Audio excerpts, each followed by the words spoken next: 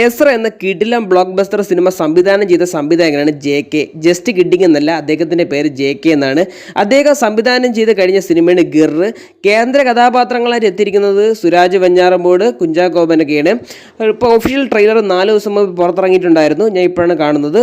Trailer അത്യാവശ്യം കണ്ടിരിക്കാൻ പറ്റിയ ഒരു ഫൺ പൊളിറ്റിക്കൽ ത്രില്ലർ ചിത്രം എന്ന് തന്നെ പറയേണ്ടിയിരിക്കുന്നു. കാരണം ഇത് തിരുവനന്തപുരത്ത് കിടന്ന സൂവില യഥാർത്ഥ കഥയെ അടിസ്ഥാനപ്പെടുത്തിക്കൊണ്ടാണ് സിനിമ തിയേറ്ററിൽ ഒരുങ്ങിയിരിക്കുന്നത്. അപ്പോൾ അത്യാവശ്യം ഈ സിനിമ പിടിച്ചു നിൽക്കണമെങ്കിലും എന്തെങ്കിലുമൊക്കെ കാണേണ്ടിയിരിക്കുന്നു. 2 മണിക്കൂറോളം റണ്ണിങ് ടൈം ഉണ്ട് സിനിമയ്ക്ക്. നല്ല പോസിറ്റീവ് റിവ്യൂ വന്നു കഴിഞ്ഞാൽ അടുത്ത 50 കോടി അല്ലെങ്കിൽ 50 കോടിക്ക് മേളിൽ പിടിക്കുന്ന ഒരു സിനിമയായിരിക്കും ഈ സിനിമയെന്ന് പറയുന്നത്.